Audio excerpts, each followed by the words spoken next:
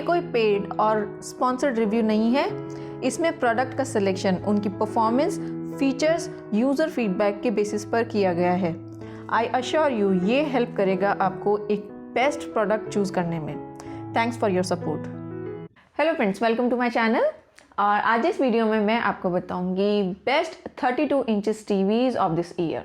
सबसे पहली चीज़ है कि आप टीवी खरीदना चाहते हैं तो आपके दिमाग में बहुत सारे क्वेश्चंस होंगे कि किस तरीके की टीवी हमें लेनी चाहिए, उसमें क्या क्या फीचर्स होने चाहिए, कितना साउंड आउटपुट होना चाहिए, या फिर हमें कैसे पता पड़ेगा कि कौन सी 32 इंचेस की टीवी अच्छी है और कौन सी नहीं।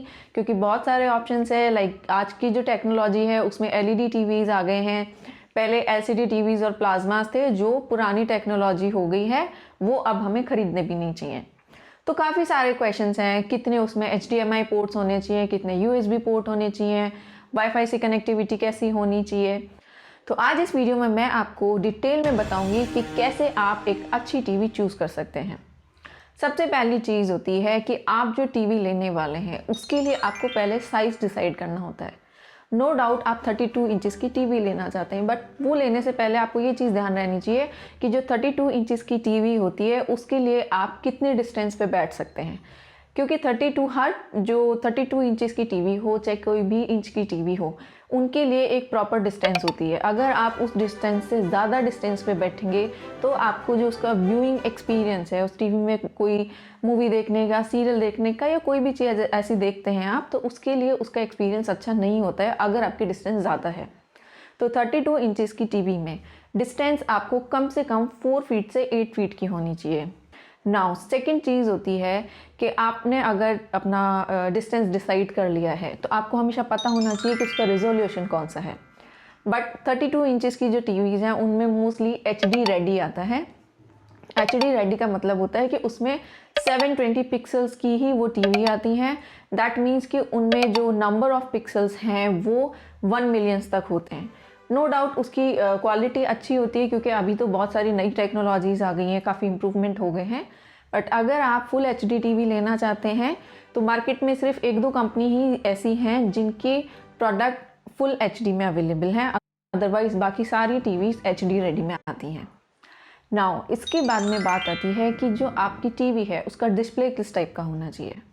सबसे पहली चीज़ है कि डिस्प्ले हमेशा LED होना चाहिए, नॉट LCD, नॉट प्लाज्मा। अगर आप अपना बजट कम करने के चक्कर में अगर आपको कोई ऑफ़र करता है कि नहीं आप LCD या प्लाज्मा टीवी ले लीजिए, तो नो डाउट आपको नहीं लेनी चाहिए। बहुत पुरानी टेक्नोलॉजी है और एक्सपीरियंस भी अच्छा नहीं रहेगा। तो सबसे पहली चीज़ कि वो LED होनी चाहिए। दूसरी चीज़ कि उसमें जो पैनल है वो IPS पैनल होना चाहिए। IPS पैनल में क्या होता है कि अगर आपकी टीवी IPS पैनल वाली है तो उसमें आपको 178 डिग्रीज का व्यूइंग एंगल मिलता है। सपोज आप बैठे हैं, टीवी आपके सामने है, तो टीवी से 178 डिग्रीज का एंगल बनता है कि आप इस एंगल के बीच में कहीं पे भी आप बैठेंगे तो आप किसी भी एंगल से टीवी को बहुत अच्छे से देख सकते हैं।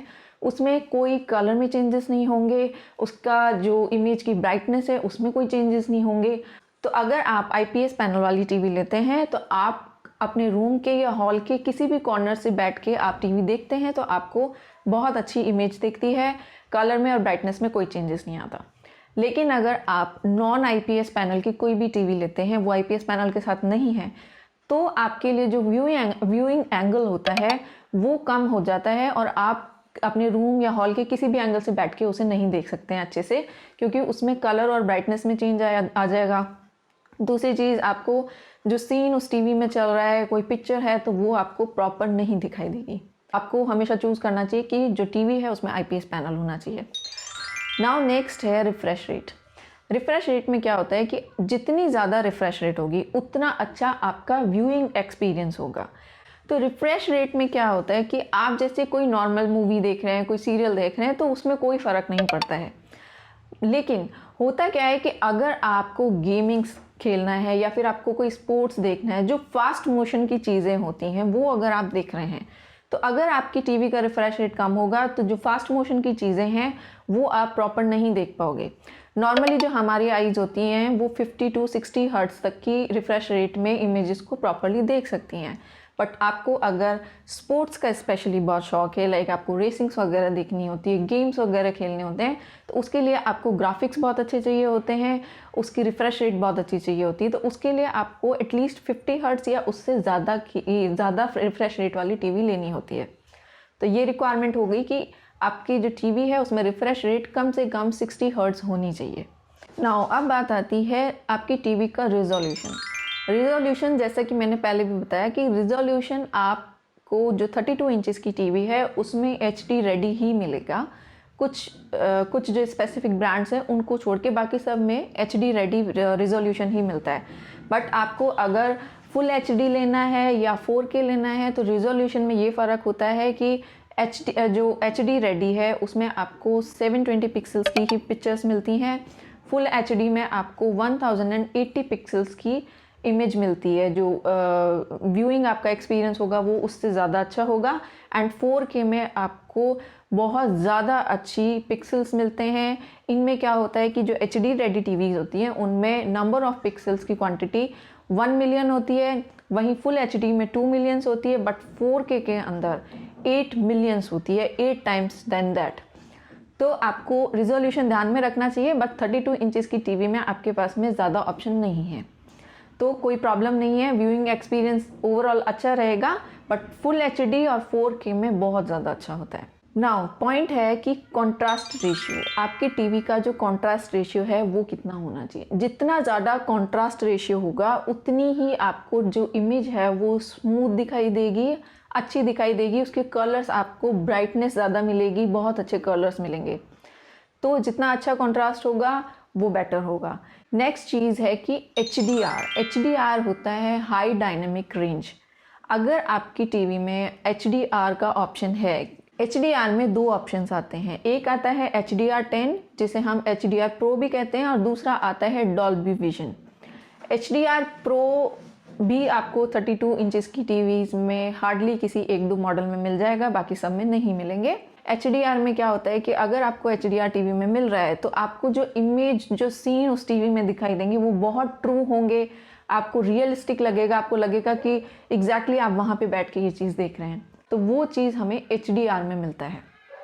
नाउ सेकेंड पॉइंट है कि स्मार्ट टीवी, आपका टीवी कितना स्मार्ट है।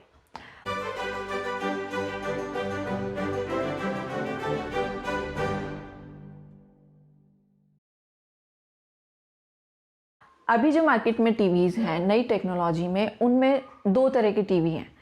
एक है एंड्रॉयड टीवीज़। एंड्रॉयड टीवीज़ में भी दो ऑप्शन होते हैं। पहला होता है कि जो गूगल सर्टिफाइड टीवीज़ हैं, जिनमें गूगल ने सर्टिफाइड किया हुआ है, उसका एंड्रॉयड मिला, उसमें एंड्रॉयड जो ऑपरेटिंग सिस्टम है वो डाला हुआ है। तो लेटेस्ट एंड्रॉयड जो ऑपरेटिंग सिस्टम है वो है 9.0। अगर वो है तो वेल एंड गुड है, वो आपको वर्थ है लेना। उसके अंदर आपको बहुत सारे ऑप्शंस मिलते हैं, जैसे कि आपको जो गूगल के जितने भी सर्टिफाइड ऐप्स हैं वो उसमें डाउनलोडेड मिलेंगे। अगर नहीं है तो आपको डाउनलोड करने के लिए एक्सेस मिलता है, आपको परमिशन मिलती है। दूसरा आता है आपकी नॉन सर्टिफाइड एंड्रॉयड टीवीज़। उसके अंदर आपको लिमिटेड ऐप्स मिलते हैं, बट उसमें आपको ऑप्शन नहीं मिलता है कि आप उसमें और डाउनलोड कर सकें। और डाउनलोड करने का अगर कहीं पे आपको ऑप्शन भी मिला तो बहुत लिमिटेड आपको ऐप्स डाउनलोड करने के लिए उसमें परमिशन मिलती है। नाउ दूसरी होती हैं वो टीवी जो जैसे कि सैमसंग और LG हैं, जो अपना खुद का ऑपरेटिंग सिस्टम यूज़ करती हैं। तो आपको ये चीज़ ध्यान रखनी पड़ेगी कि अगर आप सैमसंग या LG का टीवी लेते हैं तो उसमें आपको स्पेसिफिक ऐप्स मिलेंगे, आप उससे बियॉन्ड जाके कोई और ऐप उसमें इंस्टॉल नहीं कर सकते। नाउ इसके अलावा बात आती है कि उसमें रैम कितनी है। जितनी ज़्यादा रैम होगी आपकी टीवी की उतनी अच्छी परफॉर्मेंस होगी। रैम मिनिमम 1 GB या 2 GB तो होनी ही चाहिए ताकि आपकी टीवी एक अच्छी परफॉर्मेंस दे सके। उससे ज़्यादा होगी तो वेल एंड गुड है। इसके बाद आती है बात ROM, read only memory, that is storage. आपकी टीवी में आप कितना स्टोरेज कर सकते हैं। स्टोरेज मीन्स आप कितने ऐप्स उसमें डाउनलोड कर सकते हैं, या आपका कोई डेटा है, आप कुछ सेव करते हैं, मूवीज़, सॉन्ग्स या कुछ इस तरीके की चीज़ें, तो कितना आप स्टोर कर सकते हैं। तो वो आजकल जो टीवीज़ हैं उनमें अप टू 8 GB तो आता ही है। एक्सपेंडेबल भी होता है कुछ टीवी में, कुछ टीवी में नहीं होता, बट 8 GB है तो बहुत अच्छा है आपकी टीवी के लिए। नाउ अब बात आती है ब्लूटूथ कनेक्टिविटी।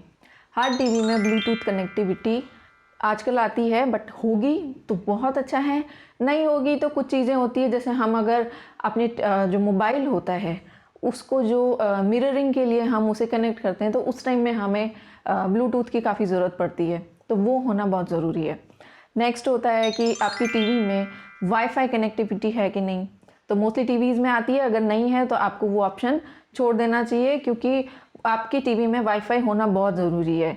मोस्टली क्या होता है कि आजकल टीवीज़ में इंटरनेट से कनेक्ट करने के लिए ईथर लैन या लैन का जो पोर्ट होता है वो नहीं आता है, तो wifi connectivity is must in your TV.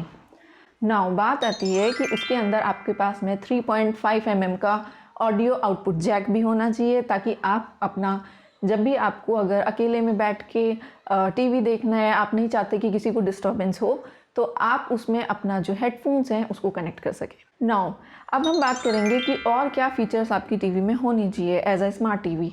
उसमें आपको HDMI पोर्ट्स कितने मिलते हैं। जितने ज़्यादा HDMI पोर्ट्स होंगे उतने ज़्यादा आप जो सिस्टम डिवाइसेस हैं उनसे उसको कनेक्ट कर सकते हैं। सपोज़ आप अपने लैपटॉप को कनेक्ट करना चाहते हैं तो वो कर सकते हैं, या और कोई आइटम है उसको कनेक्ट कर सकते हैं। नेक्स्ट है कि कितने USB पोर्ट्स हैं। USB पोर्ट्स भी जितने ज़्यादा होंगे तो आप अगर मोबाइल है आपके पास उसको कनेक्ट कर सकते हैं, आप अपना जो टैबलेट है उसको कनेक्ट कर सकते हैं, तो वो भी बहुत ज़रूरी है। और अगर आप चाहें तो उसके थ्रू बहुत सारी दूसरी चीज़ें भी कर सकते हैं। नाउ लास्ट चीज़ है कि आपको अपनी टीवी के साउंड के बारे में पता होना चाहिए कि उसका साउंड आउटपुट कैसा है। साउंड अपनी टीवी का चेक करने के लिए आपको दो चीज़ें ध्यान में रखनी है। एक तो उसका साउंड आउटपुट कितना है, कितने वॉट्स का है, और दूसरी चीज़ कि उसमें कौन सी साउंड टेक्नोलॉजी यूज़ की हुई है। साउंड वॉट्स की हम सबसे पहले बात करेंगे। तो साउंड वॉट्स में क्या होता है कि आपकी टीवी का कम से कम 20 वॉट्स का साउंड होना चाहिए, और जितना ज़्यादा साउंड आउटपुट का वॉट्स होगा उतनी ही लाउड उसकी आपको वॉल्यूम मिलेगी, उतना ही लाउड उसका स्पीकर मिलेगा। तो ये चीज़ आपको ध्यान रखना है कि एटलीस्ट 20 वॉट्स के आपकी जो टीवी है उसकी साउंड आउटपुट होना चाहिए।